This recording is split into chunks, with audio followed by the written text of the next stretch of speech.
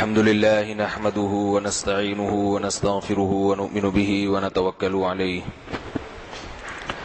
أما بعد فأعوذ بالله من الشيطان الرجيم بسم الله الرحمن الرحيم له الملك وله الحمد وهو على كل شيء قدير هو الذي خلقكم فمنكم كافر ومنكم مؤمن والله بما تعملون بصير. سورہ تغابن کی آیت نمبر 2. اللہ ہی کے لیے ہے، اللہ ہی کی پاکی بیان کرتی ہیں جو چیزیں آسمانوں میں ہیں اور جو چیزیں زمین میں. اس پر تقریباً 2-3 ہفتے بیان ہو چکا. کیسے بیان کرتی ہے اللہ کی حمد و ثنا، زبان سے بھی اور بزبان حال بھی. لہ الملک ولہ الحمد، اسی کے لیے بادشاہی ہے. اصل بادشاہی صرف اور صرف اللہ کی ہے. وَلَهُ الْحَمْدُ، اور حقیقی تعریف بھی صرف اور صرف اسی کے لیے ہے. دنیا میں کوئی بھی قابل تعریف چیز اگر ہمیں نظر آتی ہے تو وہ در حقیقت اللہ کے کمالات میں سے ایک کمال ہے. وَهُوَ عَلَى كُلِّ شَيْءٍ قَدِيرٌ، اور وہ ہر چیز پر قدرت رکھتا ہے. مجھے یاد آیا کہ پچھلے درس میں جو اختتام تھا وہ اس پر کیا تھا کہ اللہ نے اس کائنات کو بنایا 2 باتوں کو ثابت کرنے کے لیے، اپنی 2 صفات کو دنیا کے سامنے ظاہر کرنے کے لیے. اللہ الذی خلق السماوات والارض وما بینہ، اللہ الذی خلق السبع سماوات ومن الارض مثلہن، اللہ ہے جس نے 7 آسمان بنائے اور انہی جیسی زمینیں. یتنزل الامر بینہن، پھر ان آسمانوں میں اس کے احکامات نازل ہوتے ہیں، آسمان اور زمین میں ایک نظام ہے. کیوں؟ لِتَعْلَمُوا أَنَّ اللَّهَ عَلَى كُلِّ شَيْءٍ قَدِيرٌ، تاکہ تمہیں علم ہو جائے کہ اللہ ہر چیز پر قدرت رکھتا ہے. وَأَنَّ اللَّهَ قَدْ أَحَاطَ بِكُلِّ شَيْءٍ عِلْمًا، اور کوئی چیز اللہ کے علم سے باہر نہیں ہے، اللہ ہر چیز کو جانتا ہے. تو اس کائنات کو اللہ نے بنایا اپنی 2 صفات کو ظاہر کرنے کے لیے، ایک قدرت اور دوسری علم. سمجھ میں آ رہی ہے بات کہ نہیں آ رہی؟ ایک یہ پتہ چل جائے میں طاقتور ہوں، جو چاہے کر سکتا ہوں، اور دوسری چیز علم، مجھے سب کچھ علم ہے. یہ کائنات کا وجود اللہ کی طاقت کی دلیل. پہلے تو یہ عرض کر دوں کہ یہ 2 صفات کا ذکر کیوں کیا ہے. اللہ کے تو 99 نام ہیں، رحمان بھی ہے، رحیم بھی ہے، غفور بھی ہے، غفار بھی ہے، ستار بھی ہے، رؤوف بھی ہے، قہار بھی ہے. لیکن اللہ اس کائنات کی پیدائش کا جو مقصد بتا رہے ہیں وہ کیا بتا رہے ہیں؟ 2 صفات کو ثابت کرنا. اپنے بارے میں 2 باتیں تمہیں بتانا چاہتا ہوں، ایک طاقتور ہوں اور دوسرا علم. تو بھائی یہ 2 صفات کیوں، باقی کیوں نہیں؟ سوال ہی سمجھ میں نہیں آئے گا تو جواب کہاں سے سمجھ میں آئے گا؟ بھائی ان 2 صفات میں کون سی ایسی خاص بات ہے کہ ان 2 کا الگ سے تذکرہ کیا جا رہا ہے اور بتایا جا رہا ہے کہ ہم نے یہ ساری کائنات بنا کے اس کے نظام کو جو چلایا ہے 2 باتیں بتانے کے لیے کہ میرا علم بھی کامل اور میری قدرت بھی کامل. تو یاد رکھیے یہ اس لیے بتایا گیا کہ معبود ہونے کے لیے، الہ ہونے کے لیے 2 صفات کا ہونا ضروری ہے. معبود جس کی غلامی کی جائے، تو آپ کسی کی بھی غلامی اختیار کرتے ہیں نا، غلام بن کے رہتے ہیں، 2 باتیں اس میں ہونی چاہیے. ایک وہ آپ سے زیادہ طاقتور ہو، ورنہ آپ اس کی کیوں مانیں گے، بلکہ اس کو اپنا غلام بنائیں گے. آپ اپنے سے زیادہ طاقتور کی مانی جاتی ہے نا، جس کے پاس اختیارات زیادہ ہوں.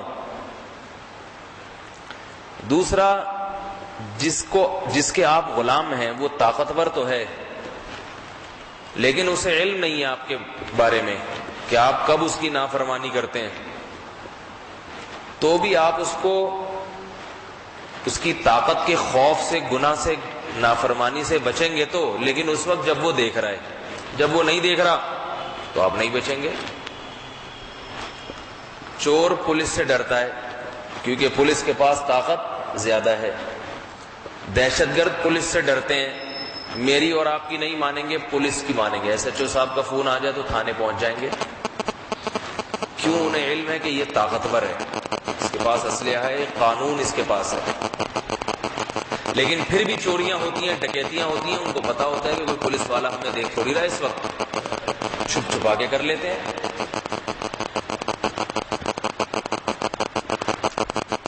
تو معبود جو ہے نا، معبود جس کے حوالے اپنے آپ کو مکمل کر دیا جائے، اس کے سامنے کسی کی نہ چلے، اس کے حکم کے آگے کسی اور کے حکم کی کوئی ویلیو نہ ہو،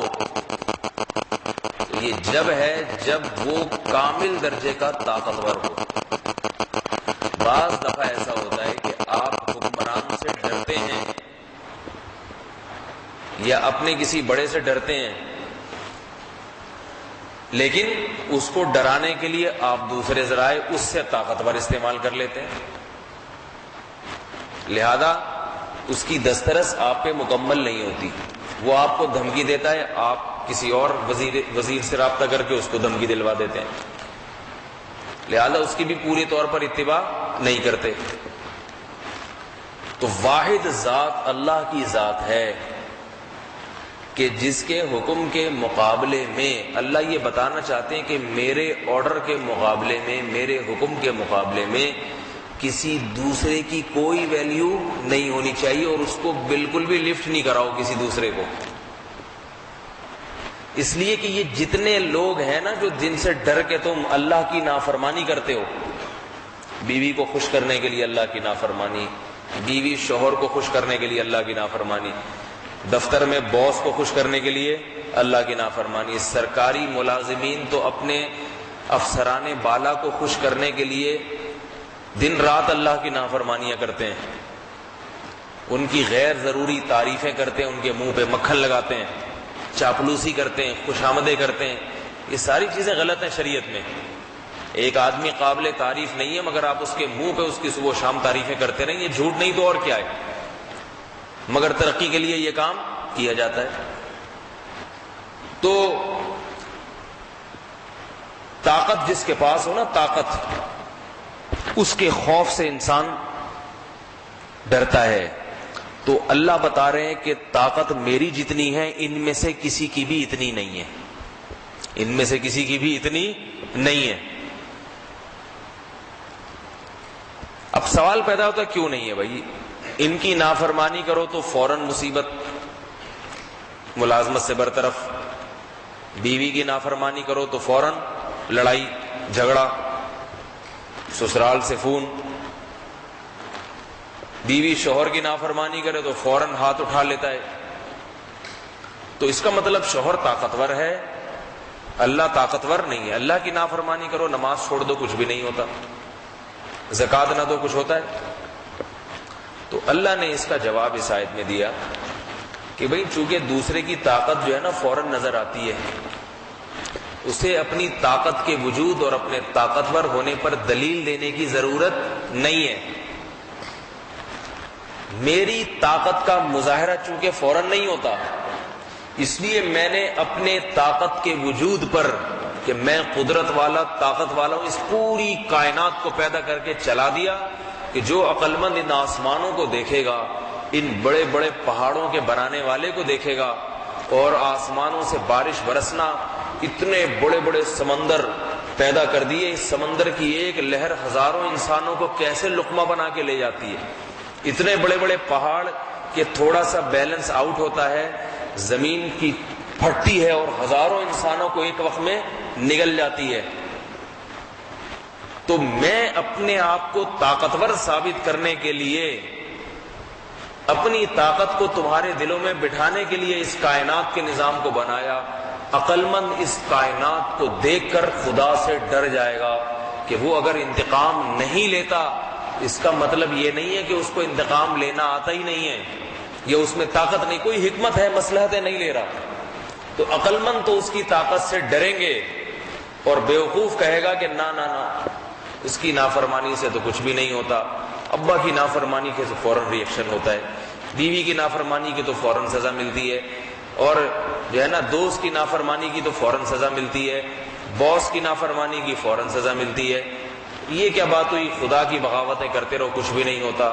تو اللہ فرماتے ہیں کہ کچھ نہیں ہو رہا، وہ حکمت ہے، عذاب کو مؤخر کر رہا ہوں، لیکن کر بہت کچھ سکتا ہوں، بہت کچھ. اتنی بڑی کائنات یہ خلق سبع سماوات، 7 بڑے بڑے آسمان بنا دیے، اتنے بڑے بڑے آسمان.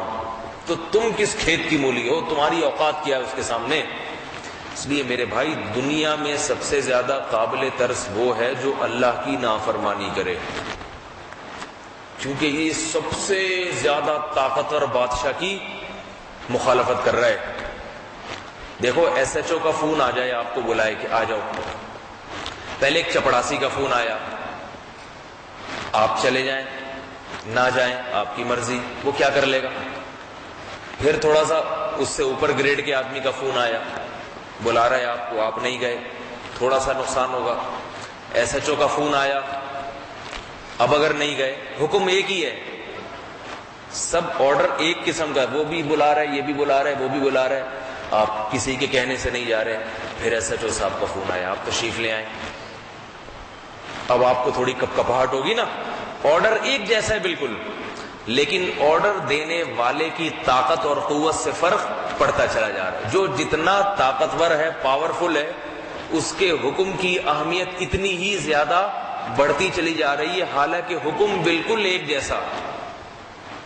بھائی کیوں سمجھ میں نہیں آ رہی بات؟ حکم بالکل ایک جیسا. ایس ایچ او صاحب کی بات سمجھ میں نہیں آئی، ڈی ایس پی کا فون آ گیا، آ جاؤ بھائی. پھر کسی بریگیڈیئر کرنل کا فون آ گیا، میں تمہیں کہہ رہا ہوں تشریف لے آؤ، تمہارے خلاف کمپلین ہے. بالکل ایک جیسا حکم، فوراً جائے گا کہ نہیں جائے گا؟ فوراً جائے گا. وزیر اعظم کو بھی جب سپریم کورٹ بلاتی ہے تو جاتا ہے. کوئی غریب آدمی بلائے نا وزیر اعظم کو کہ آپ ہمارے مسائل حل کریں، علاقے میں پانی نہیں ہے، تو آپ تشریف لائیں. ممکن ہے آپ کو چہرے کے نور کو دیکھ کے کنویں ابلنا شروع ہو جائیں، آپ تشریف تو لائیں، نہیں آئیں گے. لیکن وہی عدالت ایک نوٹس بھیجتی ہے نا، تو کیسے چلے جاتے ہیں فوراً کہ توہین عدالت کا کہیں کیس نہ بن جائے. خود نہیں جائیں گے تو کسی کو بھیجیں گے، کیونکہ پتہ ہے کہ سپریم کورٹ کے پاس ایک طاقت ہے، قوت ہے، پاور ہے. تو حکم یہ نہیں دیکھا جاتا کہ آرڈر ہے کیا، دیکھا یہ جاتا ہے کہ آرڈر دینے والا ہے کون. تو اللہ بتا رہے میں سب سے زیادہ پاورفل ہوں. یقین نہ آئے تو اس کائنات کو دیکھ لو، اتنی بڑی بڑی زمینیں بنا دی، اتنے بڑے بڑے پہاڑ. سمندر کو دیکھو، سمندر کو کبھی رات کی تنہائی میں جب سمندر چڑھا ہوا ہو نا، اندھیرے میں جا کے دیکھا کریں، اس سے اللہ کی کبریائی دلوں میں بیٹھتی ہے. ایسی خوفناک چیز اس نے بنائی ہے خدا نے، اتنا پانی اور ایسی وحشت ہے اس کی، وہ جب چاہے انسان کو اس پانی میں غرق کر دے. تو اب ایسی صورت میں جس خدا کی ایسی طاقت ہوگی تو اس کی چھوٹی نافرمانی بھی چھوٹی نہیں رہے گی. اور ہم بڑی سے بڑی نافرمانی کو بھی کچھ نہیں سمجھتے. اور اللہ سے کم درجے کے جو لوگ ہیں نا، S H O, D S P, علاقے کا ناظم، علاقے کا کونسلر، آپ کا باس، یہ بہت چھوٹے چھوٹے لوگ ہیں. ان کی تھوڑی سی نافرمانی کو بہت بڑا سمجھتے ہیں، بہت بڑا سمجھتے ہیں. دیکھو قومیں، یہ جو اصحاب قوم سمود تھی، قوم شعیب تھی، شعیب علیہ السلام کی قوم، ان کو حکم دیا نا بظاہر ایک چھوٹا سا حکم کہ اللہ کی نافرمانی مت کرو، ناپ تول میں کمی نہ کرو. یہی حکم ہے نا، یہی حکم دنیا کی ہر حکومت دیتی ہے کہ ناپ تول میں کمی مت کرو. اب اس بات کو سمجھیں، جب حکومت حکم دیتی ہے کہ ناپ تول میں کمی مت کرو، تو حکومت بھیجتی ہے، وہ جو حکومتی نمائندے ہوتے ہیں نا، باٹ چیک کرنے کے لیے سبزی والوں کے پاس آتے ہیں، 1 کلو کا بٹا 1 ہی کلو کا ہے یا نہیں ہے. اگر وہ پکڑا جائے تو کیا سزا ملتی ہے اس کو؟ تھوڑا سا جرمانہ ہو جائے گا، ممکن ہے تھوڑی سی جیل ہو جائے، اس کے بعد چھوٹ کے واپس. پھر اگر وہ یہی کرے، ناپ تول میں کمی کر رہا ہو، پھر یہی ہوگا 2-4 دفعہ، اس کے علاوہ اس سے زیادہ کچھ نہیں ہوگا. بالکل یہی آرڈر اللہ نے دیا شعیب علیہ السلام کے ذریعے، پیغمبر کو بھیجا کہ اس قوم سے کہو کہ ناپ تول میں کمی مت کرو. اس قوم نے کہا کہ بھائی اصلاتک تأمرک ان نترک ما یعبد آباؤنا او ان نفعل فی اموالنا ما نشاء. آپ کی نماز ایسی باتوں کا حکم دیتی ہے، مسجد میں جاؤ، ملا ہو، نماز پڑھو مسجد میں جا کے. ہم نے منع نہیں کیا، لیکن یہ ہمارے کاروبار میں دخل اندازی کی کوشش مت کرو. اب قوم بیوقوف یہ نہیں سمجھ رہی کہ یہ شعیب کی شخصیت، شعیب علیہ السلام جو ایک ذاتی شخصیت ہے، یہ ان کا آرڈر نہیں ہے. ایک عام آدمی، کوئی بزرگ کسی کو جا کے کوئی بات سمجھائے، آپ اس بزرگ کی بات کو مسترد کر دیں تو اتنا بڑا مسئلہ نہیں ہے. زیادہ سے زیادہ ایک بزرگی کی اہانت کی آپ نے، لیکن پیغمبر جو ہے وہ جو بات کہہ رہا ہے وہ اصل میں کس کی بات ہے؟ اللہ کی. وہ بتا رہے میں رسول ہوں، میں اپنی طرف سے نہیں کہہ رہا، میں بتا رہا ہوں کہ خدا نے میرے ذریعے سے تم تک یہ پیغام پہنچوایا ہے. اللہ نے میرے ذریعے سے تمہیں حکم دیا کہ میں یہ بتاؤں، اور دلائل سے ثابت بھی کر دیا کہ یہ اللہ کے نمائندے ہیں، تاکہ کوئی معاملہ مشتبہ نہ رہے. قوم کہنے لگی ما نفقہ کثیرا مما تقول، آپ کی باتیں ہماری سمجھ میں نہیں آتی. تو اب مجھے بتاؤ اس قوم کو سزا کیا ملی؟ کیا چند دن کے لیے جیل ہو گئی اس قوم کو؟ ہے بھائی، اس قوم کو جیل ہو گئی. یہ کچھ جرمانہ لگایا حضرت شعیب علیہ السلام نے کہ اللہ کی طرف سے تم پہ جرمانہ ادا کرو گے تو بری ہو جاؤ گے. فأخذتهم الرجفہ، ایک آواز نے پکڑا، فأصبحوا فی دارہم جاثمین، اور اوندھے اپنے گھروں کے اندر پڑے ہوئے تھے. کأن لم یغنوا فیہا، اللہ فرماتے ہیں ایسا لگتا تھا اس علاقے میں ہزاروں سال تک کبھی انسان بسے ہی نہیں ہے. ہلاک کر دیا، پٹخ کے ختم کر دیا، اور جہنم کی آگ میں داخل کر دیا. کہ جس خدا نے بنایا، تمہیں پیدا کیا، یا قوم استغفروا ربکم انہ کان غفارا یرسل السماء علیکم مدرارا. نوح علیہ السلام نے اپنی قوم سے کہا نا نافرمانی چھوڑو، تو پھر بتائے کہ یہ میں اپنا آرڈر نہیں پہنچا رہا، وہ رب ہے یرسل السماء علیکم مدرارا، آسمان سے بارشیں وہ برسا رہا ہے. وہ اگر بارش برسانا بند کر دے کیسا دماغ درست ہو جائے گا. سارے کام وہ الم تروا کیف خلق اللہ 7 سماوات طباقا وجعل القمر فیہن نورا وجعل الشمس سراجا. یہ اسی نے تو اتنا بڑا سورج بنایا. سورج اگر غائب ہو جائے، اندھیرے ہو جائیں تو کیسے تمہارا نظام زندگی چلے گا؟ یہ سورج کی روشنی تو ہے جو پھلوں کو پکاتی ہے. تم صبح شام جو کھا رہے ہو اور مزے اڑا رہے ہو، یہ تو سورج کی روشنی ہے. یہ اس کا بل تم تھوڑی بھرتے ہو. سورج جتنی توانائی پھینکتا ہے اس کا بل بھرنا انسان کے بس میں نہیں ہے. اتنی توانائی فری میں مل رہی ہے تمہیں. الم تروا، دیکھتے نہیں ہو، کیف خلق اللہ 7 سماوات طباقا وجعل القمر فیہن نورا وجعل الشمس سراجا. سورج کو چراغ بنا دیا اس نے، اور چاند کو تمہارے لیے ایک نور بنا دیا. وجعل القمر فیہن نورا وجعل الشمس سراجا واللہ جعل لکم الارض بساطا. یہ اتنی بڑی زمین جو تمہیں ملی ہوئی ہے، انسان سے زمین خریدنے کے لیے نا اتنا سا ٹکڑا کتنا مہنگا ملتا ہے، 50 لاکھ 60 لاکھ کا. لیکن زمین پر چلنے کے لیے اور سونے کے لیے اللہ نے زمین اتنی بڑی بنا دی، کوئی قیمت نہیں ہے اس کی. اتنی بڑی زمین، وہ تو پلاٹنگ کر کے انسان اس کو مہنگا کر دیتا ہے، ورنہ جو پلاٹنگ جو زمین نہیں ہوئی، جتنی چاہو ساری آپ کی ہے، کوئی قیمت نہیں ہے اس کی. واللہ جعل لکم الارض واللہ انبتکم من الارض نباتا. فرمائے تمہیں بھی تو اللہ نے اسی زمین سے اگایا ہے اپنی طاقت اور قدرت سے، تمہیں جو زندگی کی نعمت ملی ہے جس کی وجہ سے زبان بھی چٹخارے لے رہی ہے اور آنکھوں کی لذتیں اور ہر قسم کی لذتیں حاصل ہو رہی ہیں، یہ تو تم مٹی تھے، تمہیں تمہارے رب نے مٹی سے بنا کے انسان بنایا۔ کتنے دلائل دیے، قوم نہیں مانی، نافرمانی کی۔ اب نافرمانی اگر کسی حکومت کی ہوتی، مقدمہ چلتا ہے، اتنے سال کی جیل، بہت زیادہ پھانسی کا پھندا، اس کے زیادہ کچھ نہیں ہوتا۔ لیکن چونکہ یہ حکم اللہ نے دیا، نوح علیہ السلام کی قوم نے مخالفت کی، اللہ فرماتے ہیں اغرقوا، ساری قوم کو غرق کیا گیا، فادخلوا نارا، اور جہنم کی آگ میں داخل کر دیا گیا۔ تو اس لیے میرے بھائی قرآن ہمیں اپنی پہچان کراتا ہے اللہ کی، قرآن اللہ کا کلام ہے، اللہ اس میں اپنی پہچان کراتے ہیں کہ میں طاقتور ہوں، میں طاقتور، میری طاقت سب سے زیادہ، لہذا مجھ سے ڈرو۔ عجیب بات یہ ہے کہ جو طاقتور ہوتا ہے نا وہ خود نہیں کہتا کہ مجھ سے ڈرو، بلکہ لوگ اس کی طاقت دیکھ کے خود بخود ڈرنا شروع کر دیتے ہیں، اور صرف اتنا تعارف کرواتے ہیں میں ایس ایچ او صاحب، میں ڈی ایس پی ہوں۔ اسے یہ بتانے کی ضرورت نہیں کہ میرے پاس کیا کیا اختیارات ہیں، صرف اتنا حوالہ کافی ہے، میں ڈی ایس، میں علاقے کا ناظم ہوں، میں اسمبلی کا ممبر ہوں، میں تحریک انصاف کا چیئرمین ہوں، اتنا تعارف کافی ہے۔ وہ خود ہی سمجھ جاتا ہے جب یہ ہے تو کیا کیا ہوگا اس کے پاس، سمجھ میں آ رہی ہے بات، یہ ہے تو باقی کیا کیا ہوگا اس کے پاس۔ لیکن اللہ تعالی صرف اتنا کہہ دیتے کہ اس ساری کائنات کو بنانے والا میں اور چلانے والا میں، تو اتنا کافی تھا یا نہیں تھا؟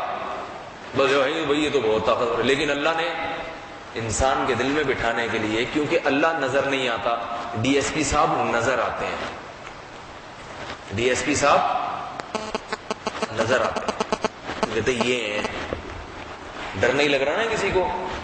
آپ کہیں بھائی ڈی ایس پی صاحب نے آپ کو بلایا، ڈی ایس پی کیا ہوتا ہے آپ بتا دیں؟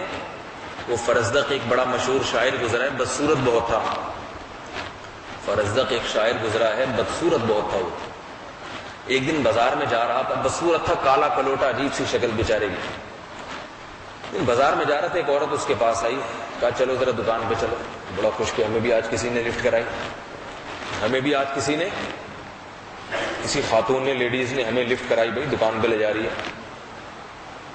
چل دیا، عجیب بد شکل، ناک موٹی اور ایسے بیچارے کا۔ تو وہ دکان پہ خاتون جا کے دکاندار کو کہنے لگی ایسی ایسی، اور اس کے بعد چلی گئی۔ تو یہ فرزدق کھڑا ہوا، بھائی کیا مطلب ایسی کر کے چلی گئی؟ اس نے دکاندار سے پوچھا کہ آپ معاجرہ کیا ہے؟ دکاندار کا یہ میرے پاس آئی تھی کہ مجھے شیطان کی تصویر بنا کے دے دو، مجھے تصویر چاہیے بچوں کو ڈرانے کے لیے، کس کی؟ شیطان کی۔ تو دکاندار نے کہا میں نے تو شیطان کو دیکھا نہیں، اس کی شکل کیسی ہوگی؟ یہ تمہیں لے کر آئیے، بولی ایسی ایسی بنا کے نکل گئی۔ خود ذہن میں تصور بٹھا لو اور بنا دو، ٹھیک ہے نا؟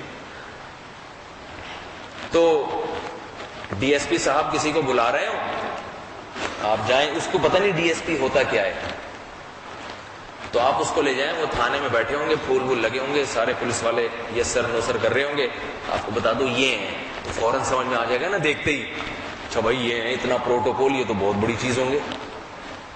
لہذا وہ کہے گا سر آئندہ آپ کو جب بھی بلانا ہو کسی کو بھیجنے کی زحمت نہ فرمائیں، ایک مس کال دے دیا کریں، بندہ خود ہی تشریف لے آئے گا۔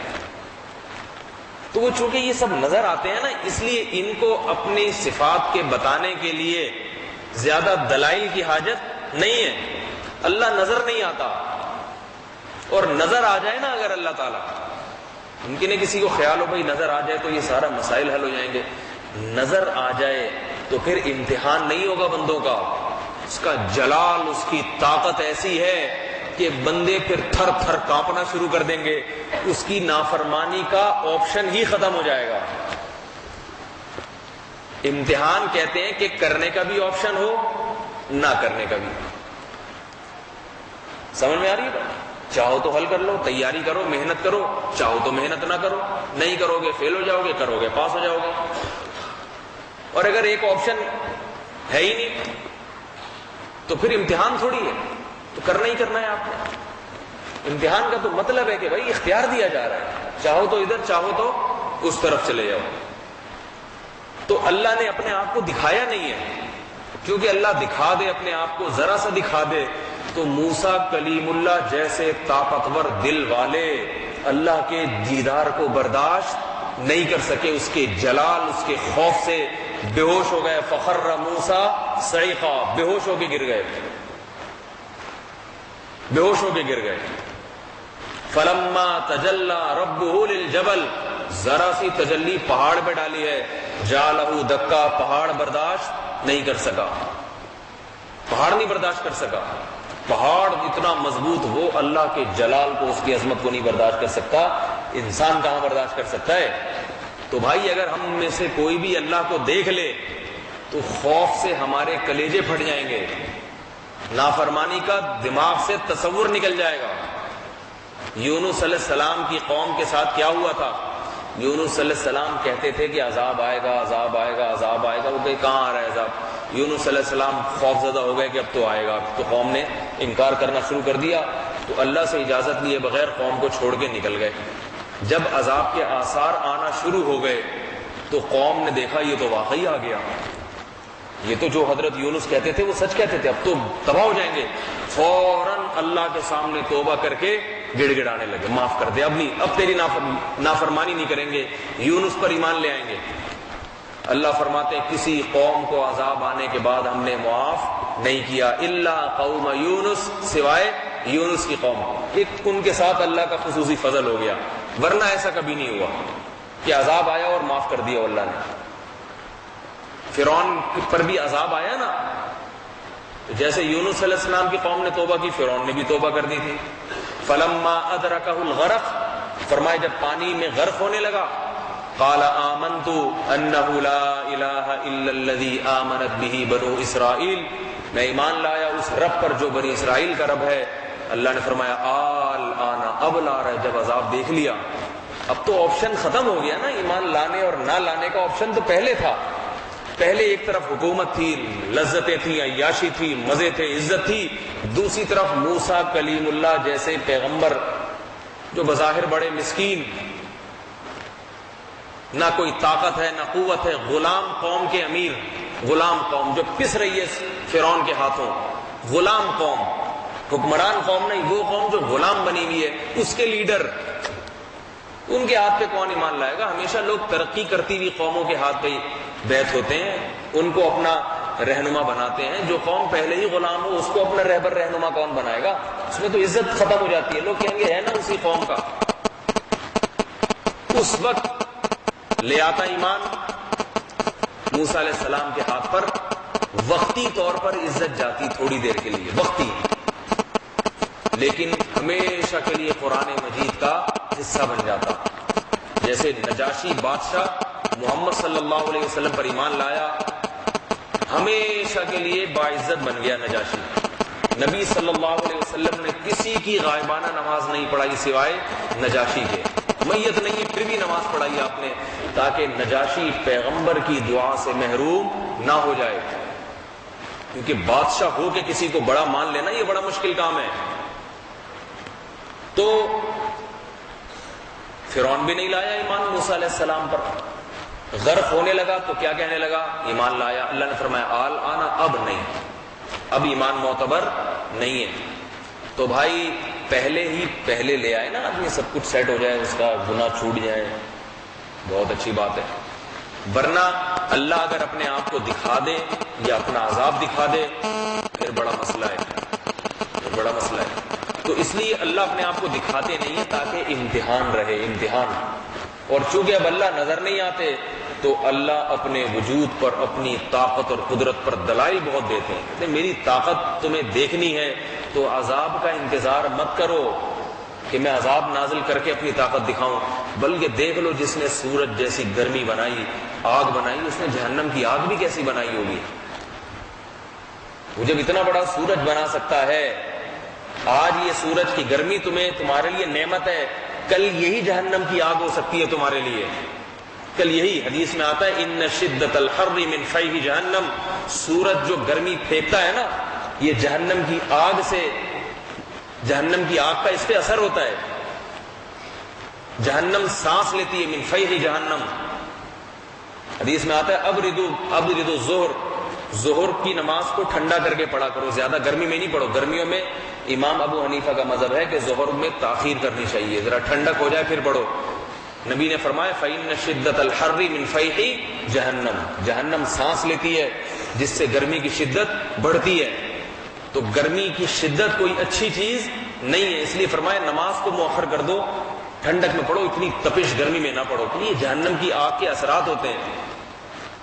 تو اللہ چیزیں دکھا رہے ہیں اپنی کہ میں نے یہ بنایا، میں نے یہ بنایا، ان کو دیکھ کے ڈر جاؤ.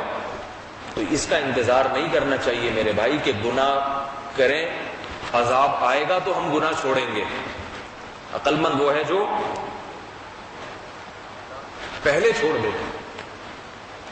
عقل مند وہ ہے، خوش قسمت ہے کہ عذاب سے پہلے اللہ اس کے گناہ چھڑوا دیں. خوش قسمت ہے، خدا کی قسم وہ خوش قسمت نہیں ہے جس کے انعام میں گاڑی نکل آئے. وہ خوش قسمت نہیں ہے جو بے روزگار تھا اور 1 لاکھ 10 لاکھ کی تنخواہ مل جائے، کچھ بھی نہیں ہے. آپ لوگ اتنا خوش ہوتے ہیں کسی کی جاب لگ جائے نا، بے روزگار تھا 10,000 اور ایک دم تنخواہ مل گئی 1.5 لاکھ روپے کما رہا ہوں، ایسا خوشی سے پاگل. کچھ بھی نہیں ہے یہ، اس سے کروڑہ گنا وہ آدمی خوش قسمت ہے. ایک گناہ سے جس کو توبہ کی توفیق مل جائے. 100 گناہ تھے نہیں چھوٹ رہے تھے، اب 99 رہ گئے، ایک چھوٹ گیا. یہ خدا کی قسم زیادہ خوش قسمت ہے، اس لیے کہ اس کا مقابلہ کس سے ہو رہا تھا؟ بنانے والے سے، خدا سے اس کا مقابلہ ہو رہا ہے. کائنات کے رب سے مقابلہ کر رہے گناہ کرنے والا. اور تنخواہ زیادہ ہو جانا کم ہو جانا اس دنیا ہے. تھوڑے دن جن کی کم ہوتی ہے وہ بھی کھا پی کے مر جاتے ہیں، جن کی زیادہ ہے وہ بھی مر جاتے ہیں. جتنا بھی کما لو قارون سے زیادہ تو نہیں کما سکتے نا بھائی. قارون سے زیادہ کما سکتے ہو؟ قارون کے بارے میں ہے اِنَّ مَفَاتِحَهُ لَتَنُوءُ بِالْعُصْبَةِ أُولِي الْقُوَّةِ. اس کی خزانے کی چابیاں جانور لے کے چلا کرتے تھے. خزانوں کی چابیاں، اتنی تو چابیاں تھیں. تجوریاں کتنی، تہخانوں میں تو اس کے مال رکھے تھے، تجوریاں کتنی ہوں گی. اور مال بھی سونے اور چاندی کے سکے. لاکھوں باندیاں، ایک سے ایک خوبصورت عورت اس کی باندی، لاکھوں غلام. لیکن نتیجہ کیا نکلا؟ زمین میں دھنس کے ہلاک ہو گیا. اور اگر زمین میں نہ بھی دھنستا ویسے ہی مر چکا ہوتا اب تک. کیا خیال ہے، مر چکا ہوتا؟ نہیں ہوتا، اتنی لمبی عمر تھوڑی ہوتی. موسیٰ علیہ السلام نے کہا زکات دو، اس نے کہا نہیں، میں نے اپنی محنت سے ہی کمائے، زکات نہیں دوں گا. دھس گیا زمین میں. تو اگر نہیں دھستا تو بھی کیا ہوتا؟ 8 10 15 20 سال کے بعد ویسے ہی مر جانا تھا اسے. آج لوگ کہتے ہیں نا مریض کے لیے دعا کریں اللہ شفا دے. ٹھیک ہے، دعا کرنی چاہیے، لیکن یہ بھی ذہن میں رکھنا چاہیے ابھی شفا ہو بھی گئی، ہمیشہ کے لیے تھوڑی ہے، تھوڑے دن میں پھر مر جائے گا. 1 2 3 4 دفعہ شفا کی دعائیں قبول ہوں گی، اس کے بعد اللہ شفا کی دعا قبول نہیں کرتے. پھر شفا کی قبول، شفا موت کو کہتے ہیں، شفا شفا یابی کو کہتے ہیں. تو موت شفا کی دعائیں بھی ایک حد تک ہیں. اللہ کہتے ہیں اب نہیں، اب اس دعا کے بدلے میں کچھ اور دے دوں گا، نعم البدل دے دوں گا اس دعا کا. شفا نہیں دوں گا، مریض کو شفا نہیں ملے گی. کیونکہ اللہ نے اگر دنیا میں کسی کو زندہ رکھنا ہوتا ہمیشہ کے لیے تو سب سے زیادہ محمد صلی اللہ علیہ وسلم اس لائق تھے کہ آپ کو زندگی دی جاتی. آپ کی اس دنیا میں موجودگی انسان کو سب سے زیادہ ضرورت تھی. اس کے بعد اللہ اگر زندہ رکھنا چاہتے، اور سب سے زیادہ جس کی زندگی ضروری تھی حضرت ابو بکر تھے، اور حضرت عمر کی زندگی تو بہت ہی ضروری تھی. حضرت عمر کے دور میں اسلام جتنا پھیلا ہے کسی دور میں ایسا نہیں ہوا. 22 لاکھ مربع میل پر حکومت پھیل چکی تھی. ایسی خلافت حضرت عمر کے دور کے بعد آج تک قائم نہیں ہوئی ہے. ایک انگریز لکھتا ہے اگر کچھ دن زندہ رہ جاتے پوری دنیا پر اسلام کا جھنڈا گاڑ دیتے. تو ان کو تو 4 6 8 10 سال زندہ رہنا چاہیے تھا. اللہ نے ان کو نہیں، ان کو اٹھا لیا اللہ تعالیٰ. تو ہم اور آپ کس کھیت کی مولی ہیں بھائی؟ ہمارے ایک دوست تھے، بڑے خوبصورت بھی تھے، مالدار بھی تھے، دیندار بھی تھے، بچپن سے علم دین میں لگے. اکلوتے بیٹے تھے والد صاحب کے، تو والد صاحب نے دین کے لیے وقف کر دیا. بہت محنت سے پڑھتے تھے، چونکہ ہمارے ساتھی مجھ سے 1 سال سینئر تھے، وہ میرے سے بڑی گپ شپ بھی دوستی بھی، بہترین عالم بنے کیونکہ مالی وسائل بہت، بے فکری کی زندگی تھی، تو ساری سوچ حصول علم میں لگائی انہوں نے۔ باپ کی بھی ایک امید تھی کہ میرا ایک بیٹا اتنا اچھا عالم بنے تاکہ ہمارے خاندان میں یہ سلسلہ آگے چلے گا۔ شادی ہوئی، 9 عمری میں ہی والد نے شادی کر دی، 2-3 بیٹے ہوئے ان کے، ایک آدھ میرا خیال ہے بچی۔ تو اب تدریس کا آغاز ہوا، چند سال علماء پڑھاتے ہیں نا تو پھر علم میں پختگی پیدا ہوتی ہے، چند سال پڑھانے کے بعد۔ اب وقت آیا تھا کہ ساری زندگی جو حاصل کیا ہے نا اس کو کیش کرایا جائے۔ اب یہ مسند پہ بیٹھیں، کسی بڑے مقام اور مرتبے پر بیٹھیں اور لوگوں کو مسائل بتائیں، فتویٰ دیں، جو ایک عالم کی ایک شان ہوتی ہے، ایک وقت کے بعد مرجع خلائق بنتا ہے، لوگ رجوع کرتے ہیں۔ وہ وقت آیا ہے ان کا، میرے سے ان کی گپ شپ ہوئی، ایک دن بیٹھے ہوئے تو شام کو وہ ملاقات کر کے گئے ہیں، میں اپنے گھر آ گیا، وہ اپنے گھر۔ اگلے دن فون آیا ان کا ایکسیڈنٹ ہو گیا، انتقال ہو گیا۔ میرا خیال ہے 28-30 سال عمر ہوگی ان کی، انتقال ہو گیا۔ میں حیران کہ والد صاحب نے اتنا سرمایہ لگایا، اتنی کتابیں انہوں نے خرید کے گھر کو لائبریری بنا دیا، اور اتنا کچھ ہوتے ہوتے اب جب وقت آیا تھا دین کا کام کرنے کا، جو والد صاحب نے جو محنت کی وہ کیش کرانے کا وقت آیا، ایکسیڈنٹ۔ وہ کیسے ہوا ہے کہ بائی فور میں کچھ لڑکے اوباش شرارتی قسم کے شراب براب پی کے کہیں چلا رہے تھے، اتنی زور سے ہٹ کیا ان کی گاڑی کو، موقع پر ہی دم توڑ گئے۔ تو میرے ذہن میں یہ بات نہیں آ رہی تھی کہ ان کی موت میں کیا حکمت ہو سکتی ہے، سمجھ میں آ رہی ہے بات؟ میرے ذہن میں نہیں، اللہ کا کوئی کام حکمت سے خالی ہوتا ہے؟ ان کی موت میں کیا حکمت؟ ان کو تو ابھی زندہ رہنا چاہیے تھا۔ تو فوراً ایک جواب ذہن میں آیا، ان کی موت میں یہ حکمت ہے، اللہ یہ بتانا چاہ رہے ہیں کہ میں کسی کو بھی کسی بھی وقت اٹھا سکتا ہوں۔ یہ بہت بڑی حکمت ہے، چاہے معاشرے کو اس کو کی بہت شدید ضرورت ہو یا نہ ہو۔ نہیں یاری بات سمجھ، ابھی معاشرے کو ان کی ضرورت تھی، لیکن میں کسی کو بھی کسی بھی وقت اٹھا سکتا ہوں۔ جب ان جیسے کارآمد کو اٹھا سکتا ہوں تو ہم جیسے نالائق کس کھاتے میں آتے ہیں؟ ہمیں تنبیہ کے لیے کہ تم اپنے آپ کو یہ نہ سمجھو کہ میری زندگی چونکہ بہت ضروری ہے، میں اتنے بچوں کا باپ ہوں اور میں اتنے لوگوں کا مقتدا اور رہبر ہوں، اور میں اتنے لاکھ روپے کما کے گھر میں کھلا رہا ہوں، میں اپنی بہنوں کو بھی سرپرستی کر رہا ہوں، بھائیوں کو بھی کھلانے والا میں ہوں، اکیلا میں جاب کر رہا ہوں پورے گھر میں، تو میں نہیں مروں گا، کیونکہ میں مرا تو یہ پورے لوگ قحط میں پڑ جائیں گے سارے۔ تو اللہ بتا رہے ہیں تو بھی مر سکتا ہے، تو بھی دنیا سے جا سکتا ہے۔ کہتے ہیں نا جوان بیوی ہے، کیسے یہ میں مر گیا تو یہ جوان بیوی تو ابھی 9 عمری میں بیوہ ہو جائے گی؟ اللہ فرماتے ہیں ہو سکتی ہے بیوہ۔ زیادہ اس خوش فہمی میں نہ رہنا کہ میں مر گیا تو میرے پیچھے بچوں کا کیا ہو گیا، لہذا اللہ مجھے نہیں مارے گا۔ اللہ مار سکتا ہے، سب کو مار سکتا ہے، لہذا تم پہلے سے تیار رہو موت کے لیے۔ اس کی میں مثال دوں کہ دیکھو، ایک آدمی نے بڑی محنت سے گھر بنایا، غریب آدمی ہے، بھیک کے پیسے ادھر ادھر سے مزدوری کر کے پیسے جمع کرتے کرتے چھوٹے چھوٹے بچوں کے لیے ایک جھگی خریدی اس نے، ہے بھائی؟ اب جھگی میں وہ بیچارہ آ کے بیٹھا ہے، برتن ٹوٹے پھوٹے خرید کے گھر میں آ کے بیٹھا، ایک دم زوردار بارش ہوئی اور اس کا گھر نالے میں بہہ گیا۔ اب وہ اللہ سے شکایت کر رہا ہے کہ یا اللہ، اتنی خون پسینے کی کمائی سے ایک چھوٹی سی جھگی بنائی تھی، تو نے بارش کر کے اس جھگی کو برباد کر دیا۔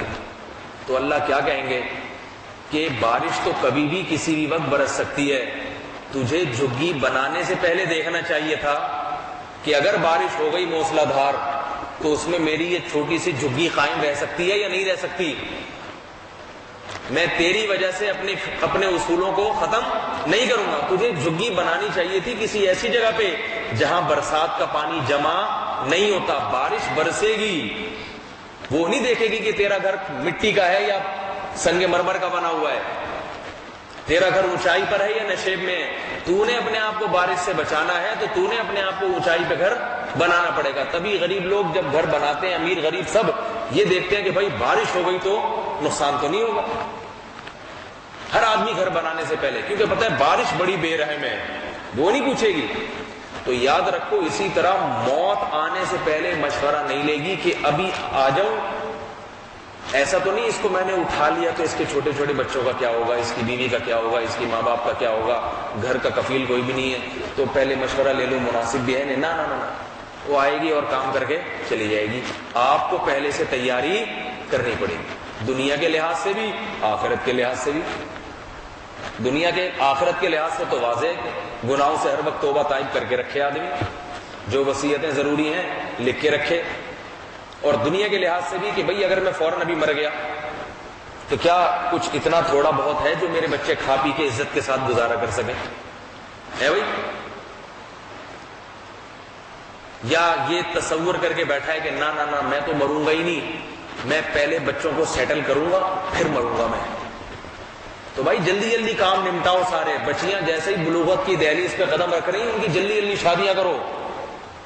بے وقوف اور احمقوں کی طرح سوچتے رہتے ہیں کہ ابھی بچی یہ کرے گی, پھر یہ کرے گی, پھر میں یوں کروں گا. بھائی تو مر گیا, باپ کے مرنے کے بعد بیٹیوں کا کیا حال ہوگا پھر؟ عقل مند آدمی ہے جو جلدی جلدی تیاری کرتا ہے. بھائی ہمارے حضرت مفتی رشید احمد صاحب رحمہ اللہ تعالی, حالانکہ بہترین صحت تھی لیکن ایک کمرے کا فلیٹ خریدا حضرت نے اپنی اہلیہ کے لیے. فرمائے کسی بھی وقت موت آ سکتی ہے, یہ مدرسے کا گھر ہے, میرے مرنے کے بعد تو یہ مدرسہ تو نہیں ان کو یہ جگہ دے گا رہنے کے لیے, تو مرنے کے بعد ایک کمرے کا فلیٹ لے کے رکھو تاکہ یہ اس میں شفٹ ہو جائے. بچے چونکہ باہر چلے گئے تھے, اپنی طرف سے انتظام کیا. وہ الگ بات ہے کہ پھر اس کی نوبت نہیں ہے, وہ بیٹے سب آ گئے حضرت کے انتقال کے بعد, اور وہ اپنی والدہ کو اسی گھر میں انہوں نے رکھا, پھر انتظام کر کے رکھا. ہوئی کسی بھی وقت جا سکتے ہیں دنیا سے. اور ہم اور آپ کہتے ہیں نہیں میں کیوں جاؤں گا, میں کیوں جاؤں گا, بھائی میرا گھر ہے, میں تم پہلے مرو گی, میں تھوڑی مروں گا, تم مرو گی پہلے, میں کیوں مرنے لگا. بھائی باپ کو پتا ہوتا ہے میرے مرنے کے بعد وراثت پہ میرے بچوں کی تلواریں چلیں گی, اتنا خون خرابہ ہوگا. انہوں نے کہتے ہیں بھائی ذرا دے دلا کے فارغ کر دو ان کو. نہیں میں کیوں, میں زندہ ہوں بھائی. بھائی ابھی زندہ ہیں, کتنے دن تک زندہ رہیں گے؟ جب آپ کو اپنے بچوں کی حرکتوں کا پتا ہے, عادتوں کا پتا ہے, ہماری آنکھ بند ہوئی اور انہوں نے ایک دوسرے کے چھوڑا گھونپنا شروع کر دینا, وہ کہے گا وہ دکان میری, وہ کہے گا وہ دکان میری. بھائی جو کرنا ہے یا تو کلیئر کر دو کہ کسی کی بھی نہیں ہے, سب کس کا ہے, میرا ہے. ایسے واقعات میرے سامنے آئے ہیں. باپ نے اپنے 2 بیٹوں کو ایک پلاٹ دیا, مجھے بتایا کہ میں نے یہ پلاٹ اپنے 2 بیٹوں کو دے دیا ہے. میں نے ان سے کہا کہ جب یہ 2 بیٹوں کو دے دیا ہے تو فوراً ہینڈ اوور کر دیں, ان کے قبضے میں دیں تاکہ ان کی ملکیت میں چلا جائے, ورنہ آپ کے مرنے کے بعد اس میں وراثت جاری ہوگی. وہ بیٹے تو سمجھ رہے ہیں کہ ہمارا ہے, لیکن چونکہ قبضہ نہیں دیا آپ نے, قبضہ دیے بغیر ہدیہ مکمل نہیں ہوتا. تو کسی بھی مفتی سے پوچھیں گے وہ کہیں گے اس میں دوسرے بیٹوں کا برابر حصہ ہے. اس لیے آپ اس کام میں تاخیر نہ کریں, یا تو دیں ہی نہیں, بولیں اس میں وراثت جاری ہوگی, اور اگر دے دیا ہے تو پھر مکمل حوالے کر دیں, ورنہ بڑی لڑائی ہوگی بعد میں. بیٹے کہیں گے ہمارا ہے, تو وہ کہنے لگے اچھا ابھی کریں گے. سوچتے سوچتے ایک دم سے اچانک ہارٹ اٹیک ہوا, ان کا انتقال ہو گیا. اب بعد میں بیٹوں میں وہ کہہ رہے ہیں ہمارا ہے, اور بیٹے کہہ رہے ہیں تو ابا نے ہمیں ہمارے لیے خریدا تھا. مفتی صاحب کہہ رہے ہیں کہ ابا نے قبضہ نہیں دیا تھا, یہ تمہارا نہیں ہے. اب کیا ہو رہا ہے آپس میں؟ دنگا مستی, لڑائی, جھگڑے. کیوں؟ ابا کو یہ خیال ہی نہیں تھا کہ میں دنیا سے جا بھی سکتا ہوں اچانک. وہ اسی چکر میں تھے کہ ابھی تو بڑی دنیا پڑی, ابھی تو دل کی تھوڑی سی پرابلم آئی ہے ٹیسٹ میں, تو اس کا بائی پاس ہوگا, پھر بائی پاس ایک دفعہ ہوگا, پھر کچھ ورزش بتائیں گے, پھر سبزیوں کا جوس پئیں گے, پھر کچھ دن چلیں گے, پھر ایک اور دفعہ شاید اٹیک ہو جائے, تو اس میں پھر کچھ حفاظتی تدابیر. 3-4 دفعہ میں اٹیک کے بعد تو پھر اٹیک اثر ہی نہیں کرتا. جس کو 3 دفعہ اٹیک ہو جائے نا, پھر ڈاکٹر کہتے ہیں وہ اٹیک سے نہیں مرتا, ایکسیڈنٹ سے مر جائے, ہارٹ اٹیک سے نہیں مرتا وہ, کیونکہ دل جو ہے نا اٹیک کا بھی عادی ہو چکا ہوتا ہے. دل اتنا طاقتور ہو چکا ہوتا ہے, وہ 3-4 دفعہ جب سہ لیا نا اس نے, ویسے اب ہو جائے, اب نہیں ہوتا. تو وہ اس چکر میں ہوتا ہے کہ میں بھی 3 دفعہ تو برداشت کر لوں گا, پھر تو برداشت ہو ہی جائے گا. تو بھائی کیوں یہ فرض کیا ہوا ہے؟ صرف ہارٹ اٹیک سے ہی لوگ مرتے ہیں, ایکسیڈنٹ سے نہیں مرتے کیا؟ یہ جتنے لوگ جو ایکسیڈنٹ سے مرتے ہیں یہ سارے محتاط ڈرائیونگ ہی کرتے ہیں. یہ ہم اور آپ ہی دنیا میں عقل مند نہیں ہے جو محتاط ڈرائیونگ کرتے ہیں, باقی سارے بیوقوف ہیں.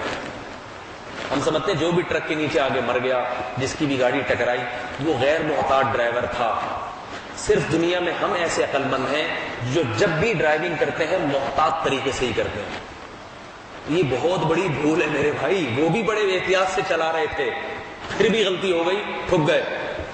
میرے بھی بڑے بھائی کا ایکسیڈنٹ ہوا, الحمدللہ خیریت سے ہیں, ٹھیک ہے. لیکن ایکسیڈنٹ کیسے ہوا؟ بھانجا میرا گاڑی, اپنی ذاتی گاڑی تھی, ڈرائیو کر رہا تھا. بھائی صاحب لیفٹ سیٹ پہ بیٹھے ہیں. وہ بھانجے کو چلاتے چلاتے نیند آ گئی.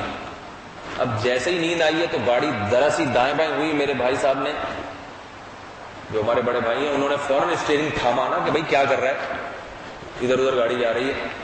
تو جیسے ہی اسٹیئرنگ ابھی تھامنے ہی لگے تھے, اتنے میں ایک ٹرک سے گاڑی ٹھک چکی تھی. سیکنڈوں کی بھی مہلت نہیں ملی.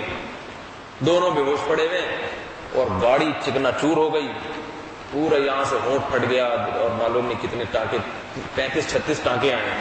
لیکن خیر بچت ہو گئی, اللہ نے بچا لیا, سب زخم بخم ٹھیک ہو گئے. لیکن موت بھی ہو سکتی تھی, نہیں ہو سکتی تھی.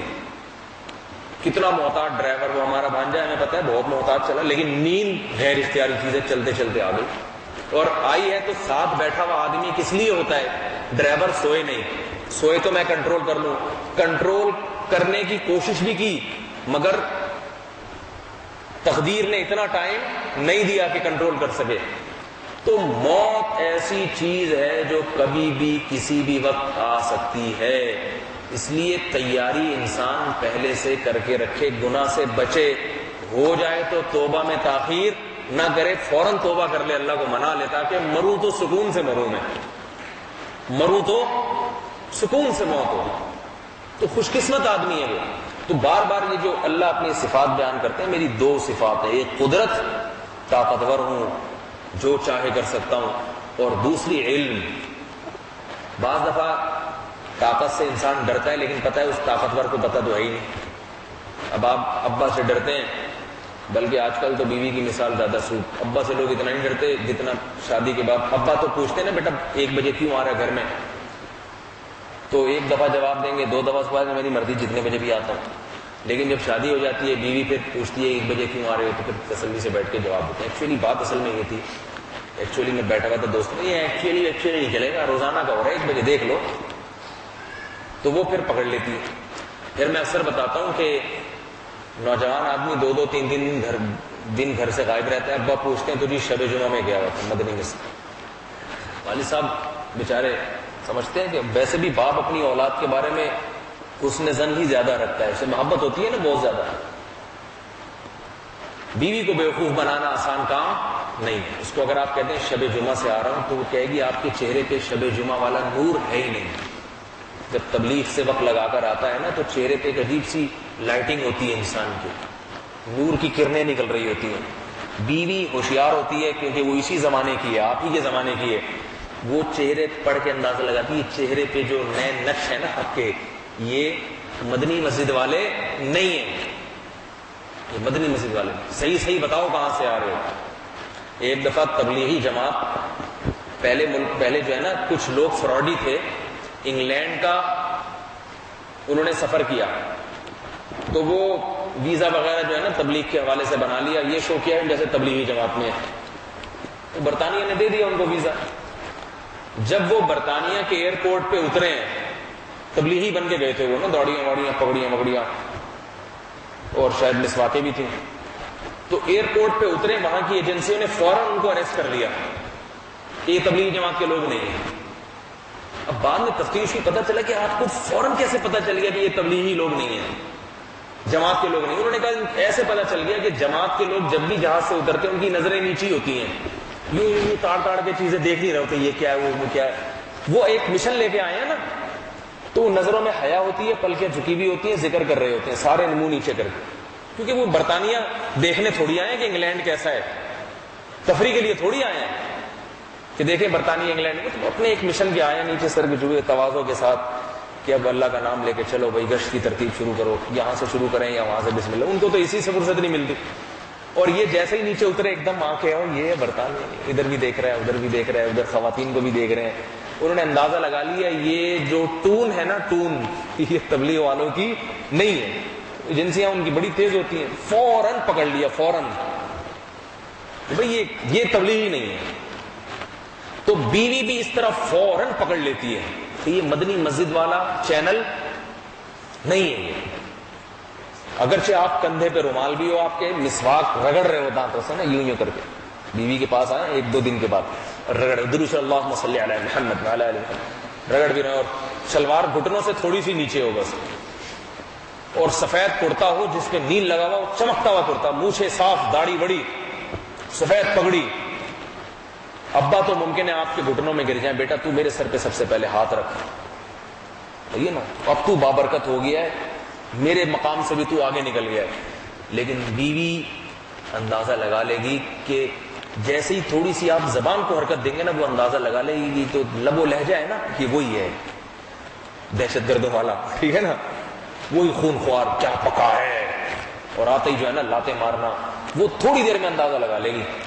تبلیغ سے جب کوئی وقت لگا کر آتا ہے نا، اتنا نرم ہوتا ہے، اتنا نرم میٹھا، کہ وہ بیوی بھی سب سے پہلے تو بیوی کے حقوق سکھاتے ہیں نا، وہ کہ گھر میں جا کے بیگم سے ایسے بات کرنی ہے۔ ہمارے محلے میں تبلیغ کی جماعت کے ساتھی تھے، سال بھر لگا پتا، ان کی بیوی بڑی بد اخلاق، لیکن وہ کچھ بھی نہیں بولتے تھے، بس کہتے تھے دعا کرو اللہ تعالیٰ ہم سب کی اصلاح فرمائے، ٹھیک ہے نا، میرے ہی اعمال ہیں، اپنے آپ کو کوستے رہتے تھے کہ میری بدعمالی ہے جس کی وجہ سے میری بیوی کی تربیت نہیں ہو رہی۔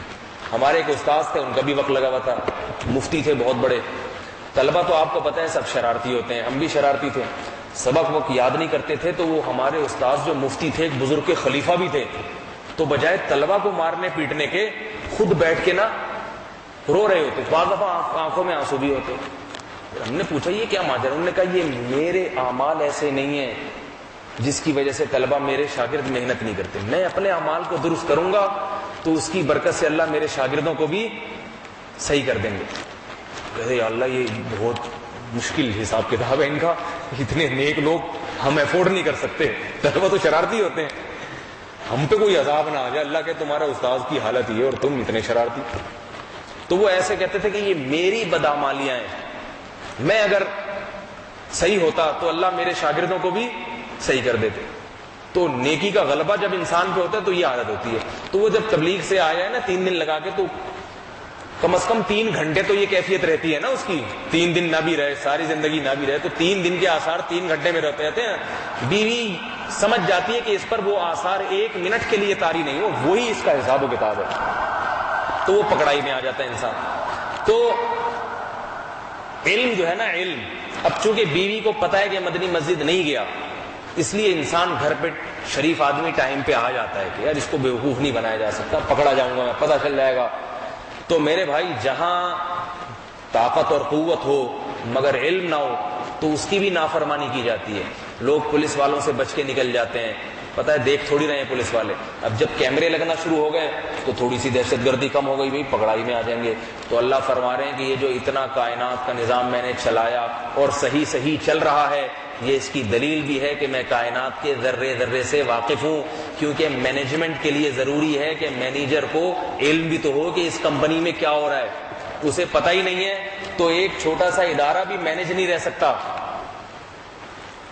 مینجمنٹ سب برباد ہو جائے گی۔ اس کو پتا ہو کہ کون ٹائم پہ آ رہا ہے، کون ٹائم پہ نہیں آ رہا۔ اگر اس کو بیچارے کو یہی نہیں پتا کہ کون سے ملازمین آ رہے ہیں، کون سے نہیں آ رہے، کون سے کام کر رہے ہیں، کون سے نہیں کر رہے، تو ادارہ چل سکتا ہے کیا؟ محتمم کو، ناظم کو، مینیجر کو پتا ہونا ضروری ہے۔ وہ الگ بات ہے وہ کمپیوٹر کے ذریعے، دیکھو بینکوں میں ایک مینیجر صاحب بیٹھے ہوتے ہیں نا کیمرے لگا کے، وہ سب کو دیکھ رہے ہیں کہ کون ملازم کام کر رہا ہے، کون نہیں کام کر رہا۔ اگر وہ کیمرہ نہ لگا ہو پھر کون کام کرے گا؟ تو اللہ بتا رہے ہیں کہ جس خدا کو کائنات کے ذرے ذرے کا علم ہے، جس کی وجہ سے پوری کائنات صحیح چل رہی ہے، تو یہ صحیح چلنا اس کی علامت ہے کہ اللہ لا الہ الا هو الحی القیوم، کہ وہ اللہ جس کے سوا کوئی معبود نہیں، وہ زندہ بھی ہے، القیوم، اس کائنات کو تھامنے والا بھی ہے۔ اگر اس پر موت آ چکی ہوتی معاذ اللہ تو یہ کائنات کا نظام برباد ہو جاتا۔ القیوم، اور تنہا ایک ہاتھ میں اس نے اس کائنات کو سنبھالا ہوا ہے۔ اگر وہ سنبھالے نہیں تو یہ نظام درہم برہم ہو جائے.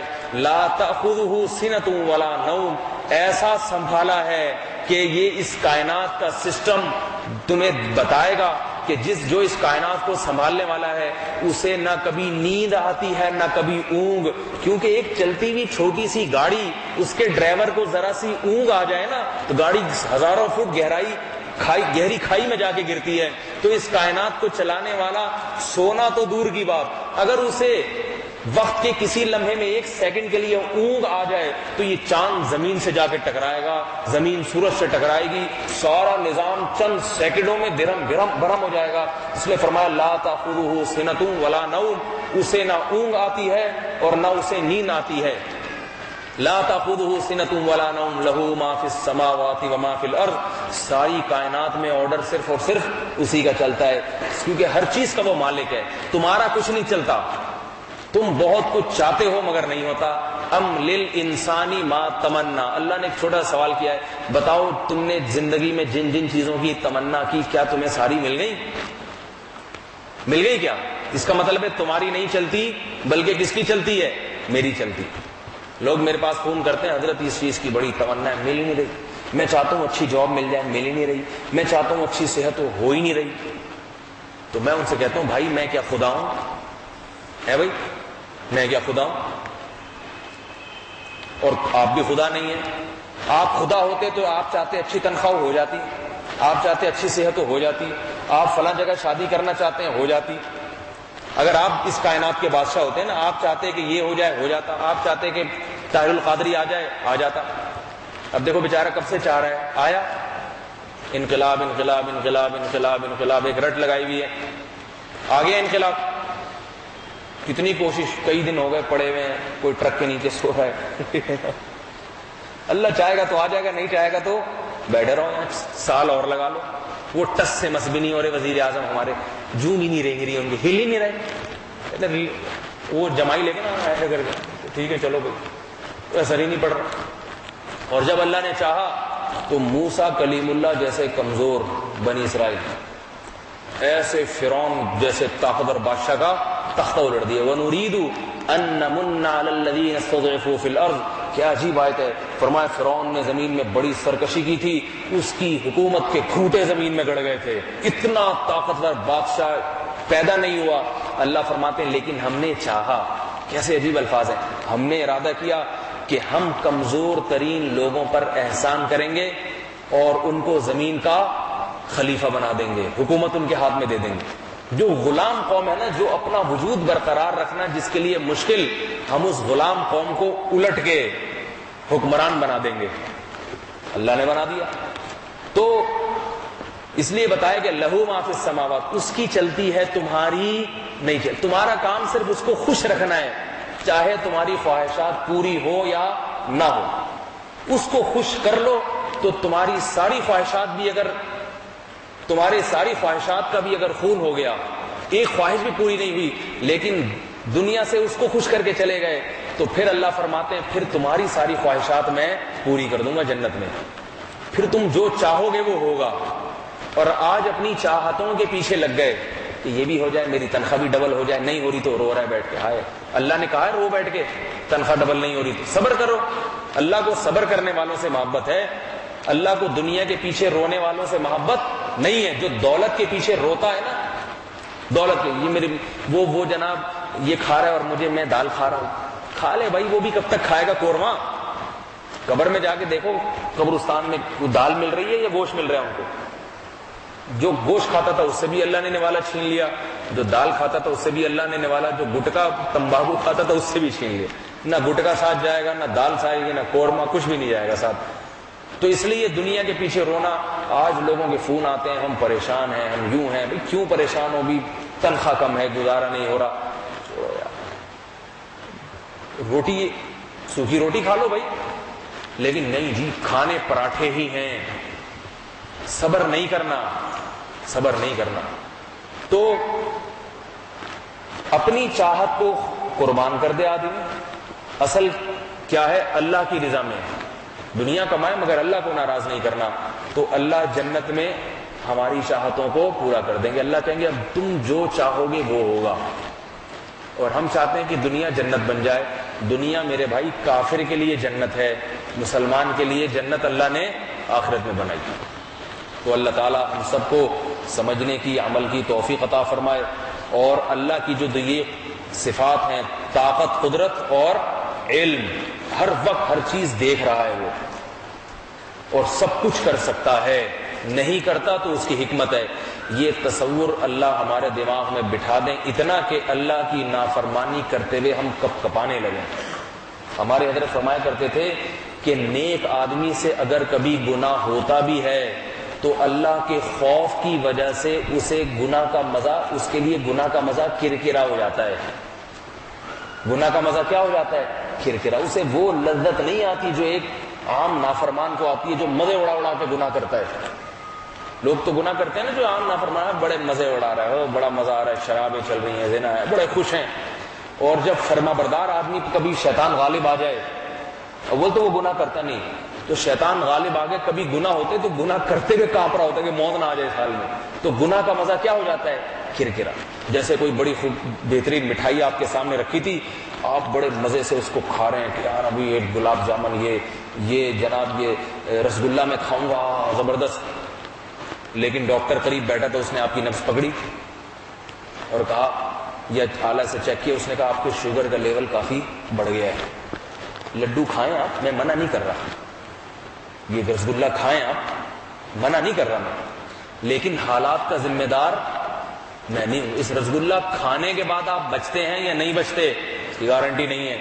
تو آپ نے اگر عقل مند ہوگے تو چھوڑ دو گے بھائی ایسے رسگلے پہ لعنت, جتنا بھی دل چاہے کھاؤ گے, ہے بھائی ہٹاؤ بھائی, کیونکہ آپ کو پتا ہے یہ رسگلہ کھانے کے بعد کوئی گارنٹی نہیں ہے. آئندہ شاید میں برفی بھی نہیں کھا سکوں اور رسگلہ کا نام بھی نہ سن سکوں.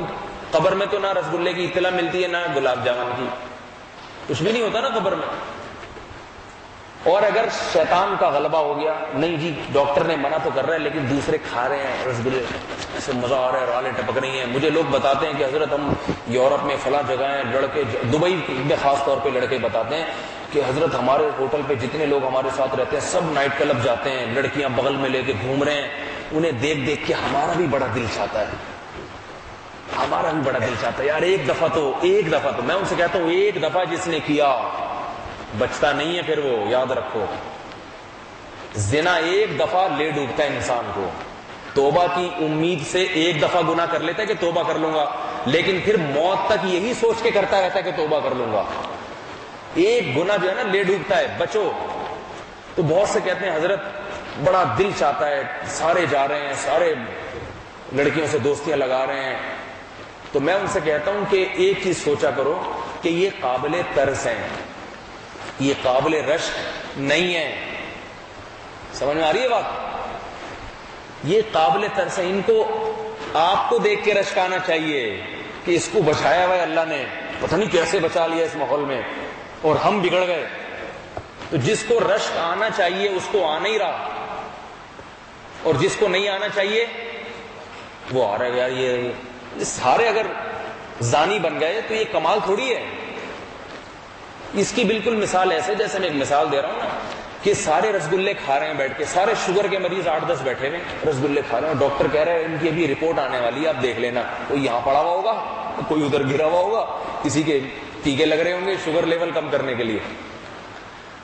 اور ڈاکٹر آپ کو کہے کہ آپ عقل مند ہیں, جس کو میں نے پہلے بتا دیا, ان کو چونکہ پتا نہیں تھا, یہ سارے مرے پڑے ہوں گے یا بیمار پڑے ہوں گے. کوئی ایک آدھ کوئی بچ گیا تو ایک الگ بات ہے, 100 میں 1-2 کو توبہ کی توفیق مل جاتی ہے, تو 100 میں 1-2 بد پرہیزی کے بعد بچ بھی جاتے ہیں, لیکن 99% مرے ہوئے ہوں گے. ایک آدھ جس پر اللہ نے رحم کیا وہ ممکن ہے دوا سے یا ٹیکوں ویکوں سے سیٹ ہو جائے. ڈاکٹر کہ آپ خوش قسمت ہیں کہ میں نے آپ کو پہلے بتا دیا, آپ نہیں کھا رہے. تو عقل مند ہوں گے نا تو آپ کہیں گے اللہ تیرا کتنا فضل ہو گیا, تو نے مجھے رسگلے سے بچا لیا, پہلے ڈاکٹر صاحب نے اطلاع دے دی. اور اگر بیوقوف ہوں گے تو آپ کیا کہیں گے, مجھے فون کریں گے کہ حضرت سب رسگلے کھا رہے ہیں, مجھے ڈاکٹر نے کہا ہے کہ تو کھائے گا تو مر جائے گا. لیکن ٹھیک ہے بات تو سمجھ میں آتی ہے, لیکن ان کے چٹخارے دیکھ دیکھ کے مجھ سے صبر نہیں ہو رہا. اگر ایک آدھ لڈو میں بھی کھا لوں تاکہ حسرت نہ رہے، تو یہ عقل مندی کی بات ہوگی بے وقوفی کی ہے بھائی کھانے دو، انجام کو دیکھ کے دیکھا جاتا ہے، انجام وقتی حالت سے کبھی متاثر نہ ہو، انجام دیکھو۔ اگر آپ کو کوئی وزیر اعظم بنا دے اور کہے کہ ہم بنا رہے ہیں اس شرط کے ساتھ کہ بالآخر کوئی دوسرا وزیر اعظم آپ کو پھانسی کے پھندے پہ لٹکائے گا تو آپ کی حکومت ختم ہوگی، آپ کہو گے نہیں بھائی مجھے، اگر بھٹو کو پہلے پتہ چل جاتا نا کہ میں جو وزیر اعظم بن رہا ہوں تو میری وزارت ختم کیسے ہوگی پھانسی کے پھندے پہ لٹک کے، تو پوری زندگی کبھی کسی کو ووٹ دینے بھی نہ جاتا، وہ کہتا مجھے سیاست کے علاوہ دنیا کی ہر چیز چاہیے، میں علاقے کا کونسلر بننے کے لیے بھی تیار نہیں ہوں۔ یہ تو پتہ نہیں ہوتا نا انجام، وہ یہ سمجھتے ہیں میں اب کونسلر بنا، اب میں ناظم بنا، اب میں گورنر، اب میں جناب یہ بن گیا، اب میں اسپیکر بن گیا، اب میں قومی اسمبلی کا ممبر بن گیا، اب کل میں وزیر اعظم بنوں گا، پھر اگلے 5 سال کا انتظام کر کے پھر میں ہی بنوں گا، پھر میں ہی بنوں گا، اور پھر میں ہی بنتا رہوں گا۔ وہ تو پھر تقدیر میں کچھ اور لکھا ہوتا ہے کہ یہ 2-4 دفعہ بن گیا، اب لٹکنا ہے، اب دھماکے سے اڑنا ہے۔